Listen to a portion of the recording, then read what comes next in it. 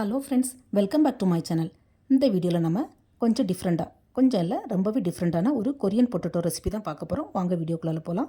அதுக்கு முன்னாடி நம்ம சேனலில் ஃபஸ்ட் டைம் பார்க்குற வியூஸ் ப்ளீஸ் சப்ஸ்கிரைப் பண்ணி வச்சுக்கோங்க. அப்போ தான் நான் போடுற வீடியோஸ் எல்லாமே மிஸ் ஆகாமல் உடனே உங்களுக்கு நோட்டிஃபிகேஷனில் வரும். நான் இந்த கொரியன் பொட்டேட்டோ பண்ணுறதுக்கு ஒரு 2 உருளைக்கிழங்கு எடுத்துருக்கிறேன். இதை ஃபஸ்ட்டு தண்ணியில் போட்டு குக்கரில் வேக வச்சு எடுத்துக்கலாம். உருளைக்கிழங்கு பார்த்திங்கன்னா நம்ம நார்மலாக வேக வைக்கிறத விட கூட 2 விசில் வச்சு கூட எடுத்துக்கலாம். ஏன்னா இதை நம்ம மசிச்சு தான் பண்ண வேண்டியிருக்குது.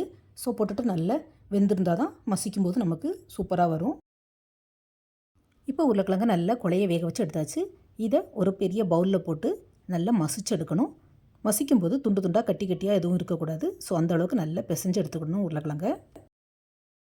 உருளைக்கிழங்கு இந்த மாதிரி கை வச்சு நல்லா மசிச்சு எடுத்துக்கலாம். அப்படி இல்லைன்னா மேஷர் வச்சு கூட நீங்கள் மேஷ் பண்ணி எடுத்துக்கலாம். ஆனால் மிக்சியில் போட்டு அரைச்சிடக்கூடாது. உருளைக்கிழங்கு நல்லா வெந்திருந்தால் மட்டும்தான் நம்ம இப்படி கையை வச்சு மாவு மாதிரி பிசைஞ்சு எடுக்க முடியும். இதில் இப்போ நம்ம கொஞ்சமாக கார்ன்ஃப்ளவர் சேர்க்கணும். அதாவது நம்ம உருளைக்கிழங்கு மசித்த பிறகு எந்த அளவுக்கு குவான்டிட்டி இருக்குதோ அதில் நேர்பாதி அளவுக்கு கார்ன்ஃப்ளவர் சேர்த்து கொஞ்சமாக உப்பும் போட்டு நல்லா கை வச்சு மிக்ஸ் பண்ணி எடுத்துக்கலாம். இந்த மாதிரி நல்லா மிக்ஸ் பண்ணி விட்டதுக்கப்புறமா கொஞ்சமாக தண்ணி தெளித்து, அதாவது ஒரு 2 to 3 ஸ்பூன் தண்ணி சேர்த்தாலே போதும். தண்ணி ஜாஸ்தி தேவைப்படாது. ஸோ அதை மட்டும் கொஞ்சம் கவனமாக பார்த்துக்கோங்க. தண்ணி சேர்த்து இன்னும் நல்லா மாவு மாதிரி பிசைஞ்சு எடுத்துக்கலாம். தண்ணி சேர்த்து பிசைஞ்சால் மட்டும்தான் நமக்கு கொஞ்சம் சாஃப்டாக கிடைக்கும். உங்களுக்கு கையில் ஒட்டுற மாதிரி இருந்ததுன்னா கொஞ்சமாக ஆயில் கூட சேர்த்துக்கலாம். இந்த பக்குவம் பார்க்குறதுக்கு நமக்கு குலாப் ஜாமுன் மாவுலாம் நம்ம மிக்ஸ் பண்ணால் எவ்வளோ சாஃப்டாக இருக்குமோ அந்த அளவுக்கு சாஃப்டாக இருக்கணும். இதுதான் பதம்.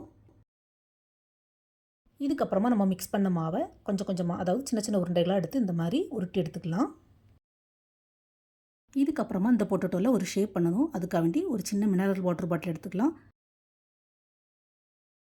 உருட்டின பொட்டேட்டோவை இந்த மாதிரி லைட்டாக டேப் பண்ணி விட்டுட்டு பாட்டில் வச்சு கொஞ்சமாக அழுத்தி விடணும். அதுக்கு நல்லா இருத்தி அழுத்திடக்கூடாது.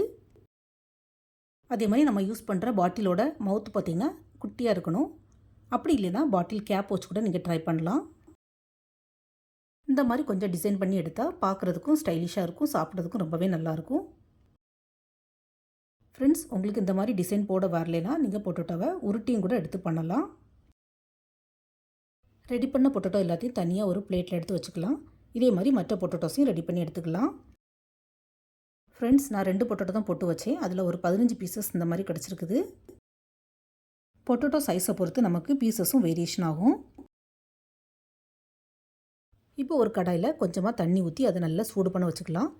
தண்ணி நல்லா சூடாகி கொதிக்க ஆரம்பிச்சதும், அதாவது பபுள்ஸ் வந்ததுக்கப்புறமா நம்ம ரெடி பண்ணி வச்சுருக்கிற பொட்டேட்டோ பால்ஸ் எல்லாம் இதில் சேர்த்துக்கலாம். ஃப்ரெண்ட்ஸ், இந்த கொரியன் பொட்டேட்டோ பண்ணும்போது ஒரே டிப்ஸ் என்னென்னா, தண்ணி, அதாவது பச்சை தண்ணியாக இருக்கும்போது நம்ம பொட்டேட்டோ பால்ஸை போட்டுறக்கூடாது. நல்லா கொதி வந்ததுக்கப்புறமா தான், அதாவது சூடானதுக்கப்புறமா தான் இந்த பொட்டேட்டோ பால்ஸ் நம்ம இதில் சேர்க்கணும். அப்படி இல்லைன்னா கரைஞ்சி போகும். ஒரு 2 to 3 மினிட்ஸ் இந்த மாதிரி தண்ணியில் போட்டு எடுத்தாலே போதும்.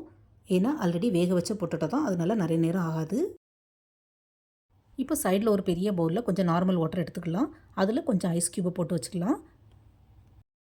அந்த ஐஸ் வாட்டரில் நம்ம பாயில் பண்ண இந்த பொட்டேட்டோ பால்ஸ் எடுத்து அப்படியே சேர்த்துடணும்.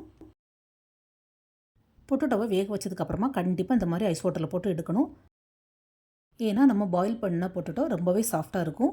இதுக்கப்புறமா மிக்சிங் பண்ணும்போது, அதாவது மசாலாலாம் போட்டு மிக்ஸ் பண்ணும்போது உடஞ்சி போக சான்ஸ் இருக்குது. ஸோ ஐஸ் வாட்டரில் கண்டிப்பாக போட்டு தான் எடுக்கணும். ஸ்கிப் பண்ணாமல் ஐஸ் வாட்டரில் போட்டு எடுத்துக்கோங்க ஃப்ரெண்ட்ஸ். இப்போ வேறொரு பவுலில் கொஞ்சமாக பொடியாக கட் பண்ண பூண்டு எடுத்துக்கலாம். கூடவே ஒரு 1/2 ஸ்பூன் போல் சில்லி ஃப்ளேக்ஸ், கூட 1/2 ஸ்பூன் போல் ஒயிட் எள்ளு, அதாவது வெள்ளை எள்ளு தான் சேர்க்கணும், கருப்பெள்ளு சேர்த்துக்கூடாது. அப்புறமா ஒரு பிஞ்ச் போல் சுகர். நான் சுகர் பவுடர் ஆட் பண்ணியிருக்கிறேன், பட் அது ஆப்ஷனல் தான்.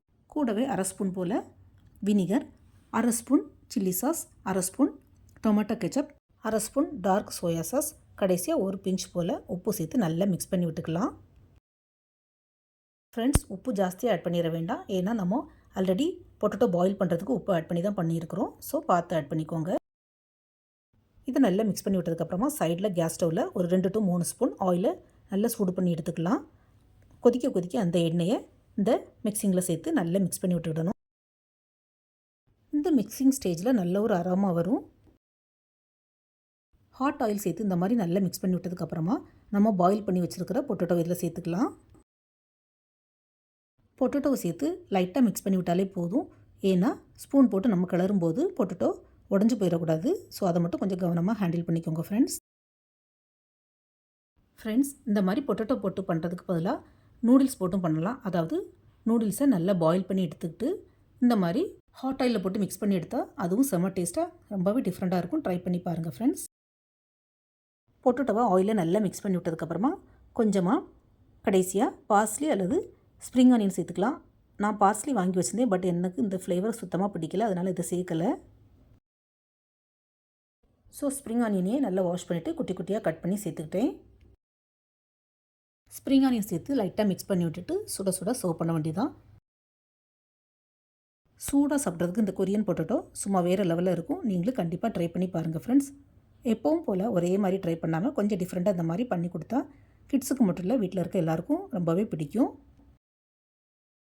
இந்த கொரியன் பொட்டேட்டோவை சாதத்து கூடயும் ட்ரை பண்ணலாம், ஸ்டார்டராகவும் நம்ம ட்ரை பண்ணலாம்.